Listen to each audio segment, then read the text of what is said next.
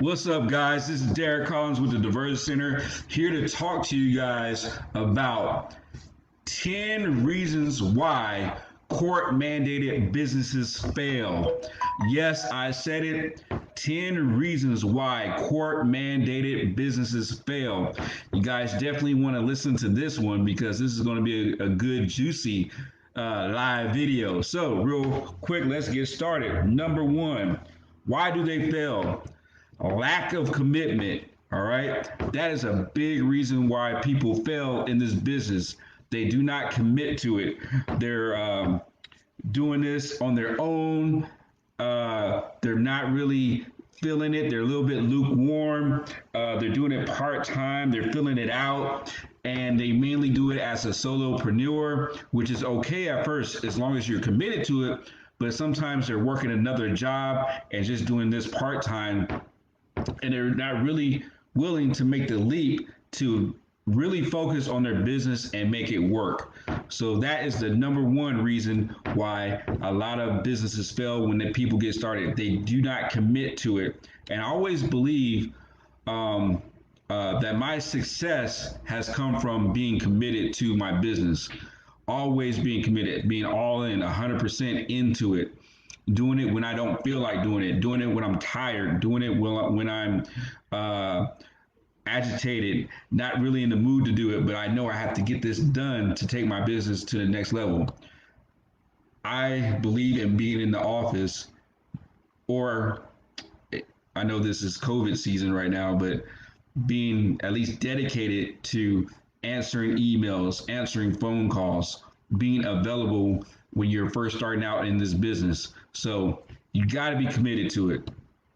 Number two, they do not invest in themselves or their staff. That is a huge reason why people are not successful. You have to invest in yourself. There's no way around it. You have to go get training. You got to get some more skills. You have to invest in your staff's training. When you get the time to get your staff to go get trained, send them to training. Let them see how other people are doing it. Let them collaborate with other providers, or just get some skills that will help them upgrade their professional career. So that is another reason why people do not go to the next level with their business. All right.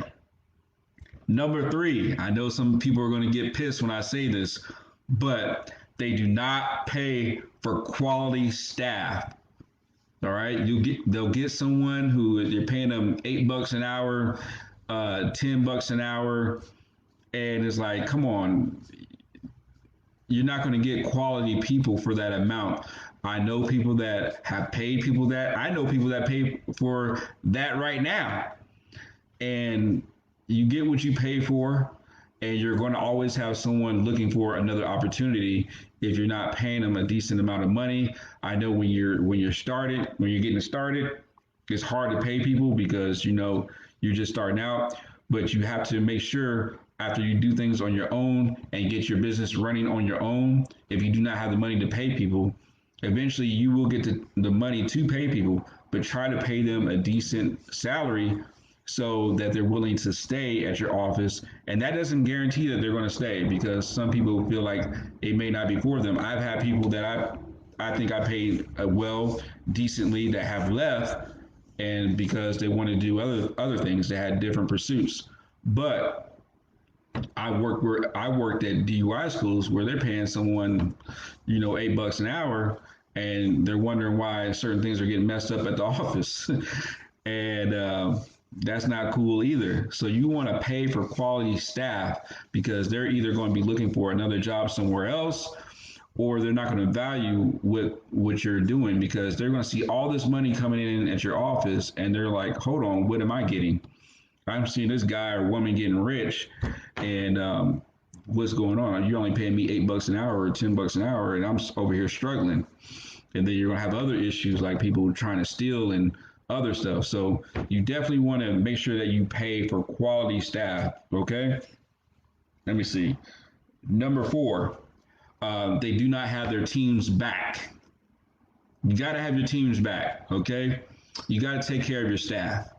You cannot treat them like shit. You cannot talk to them like shit. You have to take care of your people. It is so important to take care of your people. And as a business owner, I've been through it. I know, and I know some of you guys that are going through this as well. You're like, man, I take care of people all the time. They never take care of me.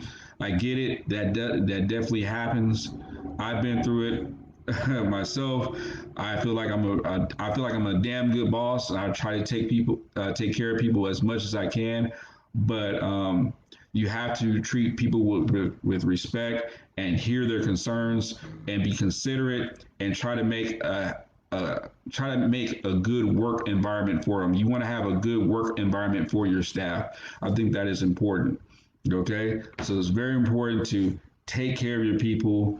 Make sure that they have a voice, that they're able to come to you and talk to you about issues and feel like they're heard and actually be heard. And you're not some person who is just, yeah, yeah, yeah, yeah, yeah. You're also a person that gives them, hey, let them know when they're doing good and say, hey, you're doing a good job. I appreciate you, because they always hear us when they're doing something bad or not doing something that you like or they made a mistake or something. But you also want to reinforce that, hey, you are doing a good job. I appreciate you. Thank you for that. I don't care if it's a text. I don't care if it's an email. I don't care if it's in person or a phone call. Let people know that they're doing a good job, okay? And make sure that you have your teams back. That is so important, okay? Let's see. Number 5, your website is janky. Yes, I said it. Your website is janky. This is why court mandated businesses fail. Your website is janky. People do not trust you. They're like, I'm not coming to this place. Look at their website. It's cheaply made. Um, Misspelled words. The grammar is horrible. Whatever. Um, you have to make sure that your website is on point. Now in 2020, there's no excuse for that. There's so many different website builders that you can use. You got WordPress, you got Weebly, uh, what other? There's a whole bunch of them. I can't think of all the names. GoDaddy. There's so many different websites that you can create to make sure that your website looks decent. And I tell people this: take time on your website. Take time building it. You don't have to build it in one day. Pay for someone to build it. There's nothing wrong. If you guys need someone that will build your website, let me know. I can refer you to someone that will take care of you. Now, once again, you're going to have to invest some money. She's not cheap, but she will definitely take care of you and make sure that you're all situated. So if you're looking for someone to build your website, let me know. I can refer you to the right person. And she'll get you hooked up. But she's not cheap.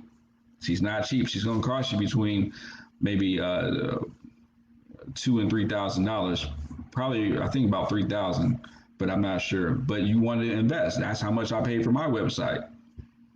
Okay, that's how much I paid for mine. I paid probably $3,500 for my website to get it on point, and you have to invest in it. But it already paid for itself 5, 10, 20 times because from the gate, I said, you know what? I'm committed. Remember, number 1, you got to be committed. I was committed, so I put a whole bunch of money in my website because I knew I wasn't going anywhere.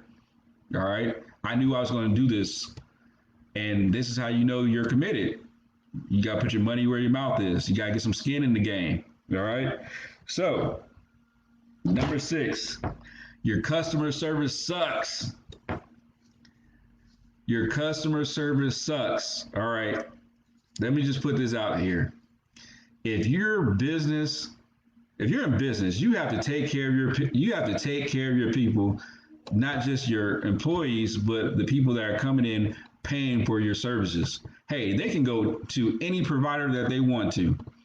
And if you're on the phone sounding like you don't want to talk to people, if you're sounding like you got an attitude problem, well, guess what? They're not going to come to you because you sound like their PO. You sound just like their probation officer. Hell no, I'm not going there. They're going to set me up. They're going to jam me up. You got to remember, guys, people already feel like they don't want to come to you. No one wants to go to court mandated services. No one wants to make that call. It's embarrassing. They're scared. They don't know what to expect. They think you're a part of probation. They think that you're a part of the police. You're going to lock them up. So you want to make sure that you're sounding wonderful on the phone. You have to give good customer service. You have to take care of people. You want to sound appealing so that they come to you. Okay, this is one of my secrets, guys. A lot of people always ask me, "Dang man, how you so busy? How you get all these clients?" Because customer service. That's one of my secrets. Customer service, making sure that hey, when they call me on the phone or when they come in my office, I'm taking care of them. I'm not treating them like they're a criminal. I'm not treating them like they're the plague. I crack jokes with them. I get to know them. I genuinely care about them. I genuinely care if they succeed and get off this stuff. I want to see them succeed. And from that experience, they go tell their friends. You know, I get a lot of customers from word of mouth. So they go tell their friends about me and they say, hey, go see that guy, Derek. That guy's cool, you know. Um, I try to help them get jobs. I help them get connected with resources. I'm not just taking their money and then signing them up for a class. No, I'm giving them service because I come from a service background. Um, Back in college, all I did was wait tables and bartend. So I come from a service background. So I'm like, hey, you need help with some community service? I know this person. If you need help with a job, I might have a connect that can help you out getting employed. Whatever you need, I'm here to help. So there's some case management involved in there as well. So you have to take care of your customers. All right. If they're thirsty, hey, I got something in the fridge. You want a bottle of water? You want a soda? I got you. You know, one time, shoot, I had people come. I ordered some food from Uber Eats, and man, the guy was like, "Man, your food smells good.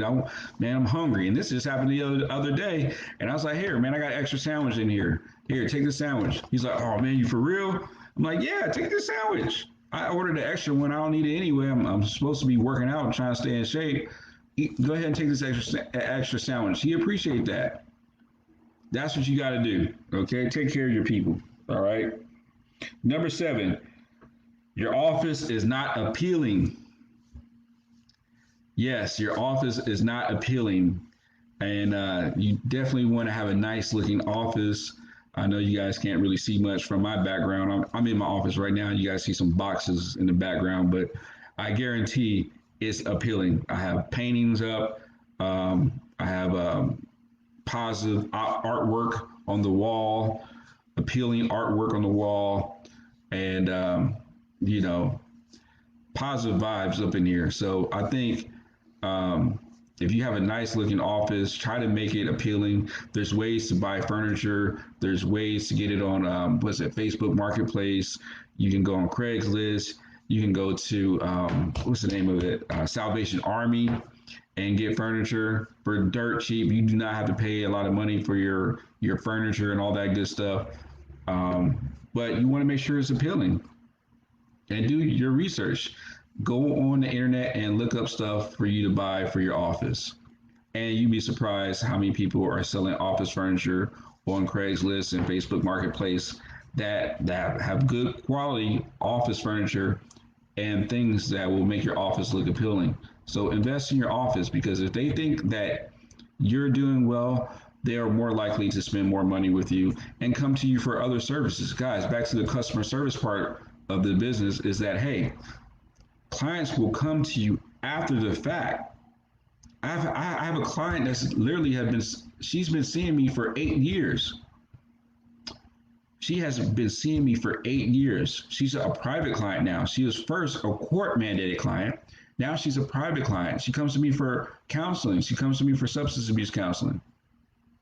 She's been seeing me for 8 years because the impression that I laid on her 8 years ago from when I first started my business. So take care of your people. They can turn into lifelong or long-term customers. They'll come to you for coaching. They may come to you for business advice. They may come to you for counseling. You just never know. They may come to you for training. If you're a trainer, I'm a trainer, so I've had people come to me for training once they were done. So these are things that you guys can think about, you know.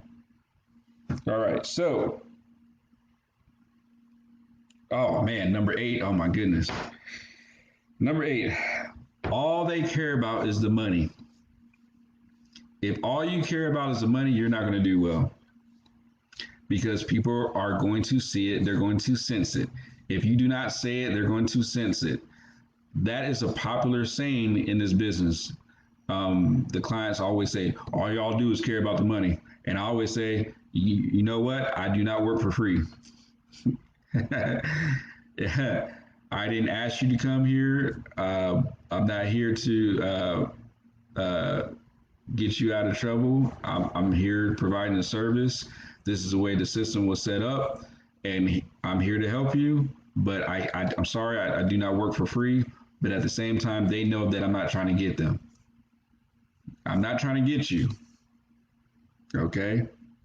I'm not trying to get you. There's people that charge $100 for certain classes, $200, $300 for certain things, and they take advantage of clients. You do not want to do that. You want to be a service provider. That's why they call it a service provider. You want to give service. You want people to feel good about themselves, but also hold them accountable at the same time. And you're here to provide a service. You're a service provider. So provide the service.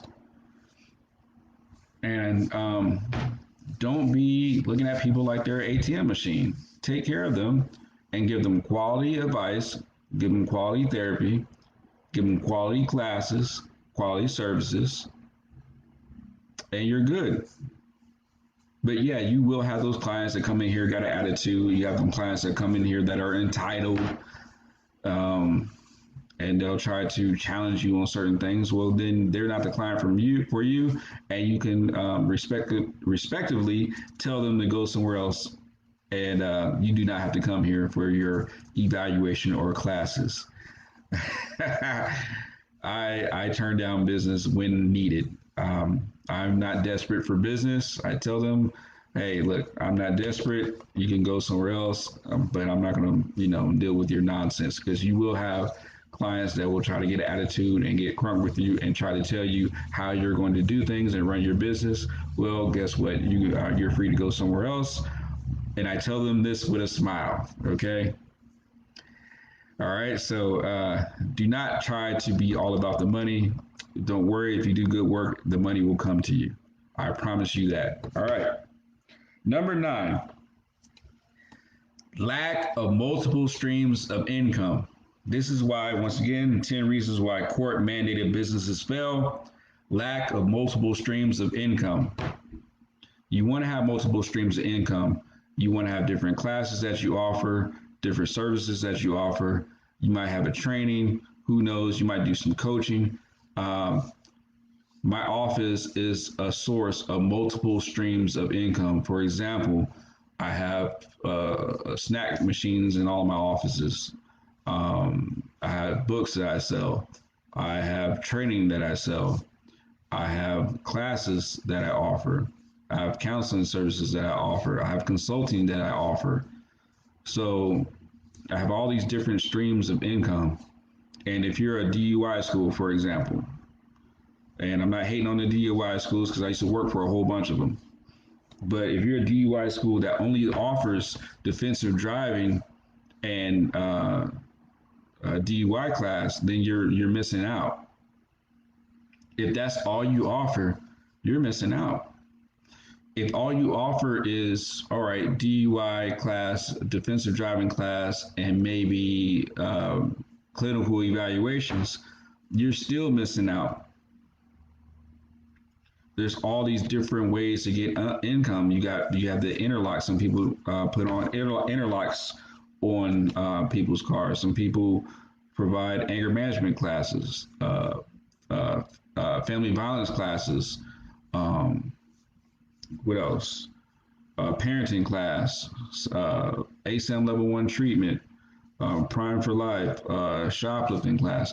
There's all these different services that you can add on to your DUI school if that's what you have. I know a DUI school or defensive driving school that also offers driving classes, that also offers CPR classes, CPR first aid. It all depends on what you want to do. You do not just have to have one or two services in your office. You can have 10 services. You can have 10 services. At one point in time, I was going to offer fingerprinting at my office, but I decided not to. At one point in time, I was going to be a polygraph examiner as well, but I decided not to. There's so many different ways that you can have different forms of income in your office, but you have to have multiple streams. You can't just have one or two. Okay? If you have a big office, you can lease out a part of your office to another counselor or someone in business that's running business and in a whole different field. So I just want you guys to recognize to be creative and have multiple streams of income. Don't just sit on one or two things, because if one thing goes down, you got to be able to have something else to pick you up. Because I have like, if you guys know me, I have like two or three different businesses. And if one goes down, usually the other one is the one that's sustaining me, because we do have busy and slow seasons in this field. So right now, what was it? November, December, January is a slow season. If you're in this field, you know that November, December, and January is a slow season. And you know why? Because that's a holiday season. That's when everyone's saving up for Thanksgiving, Christmas, first of the year. Once you get past that January hump, you're good.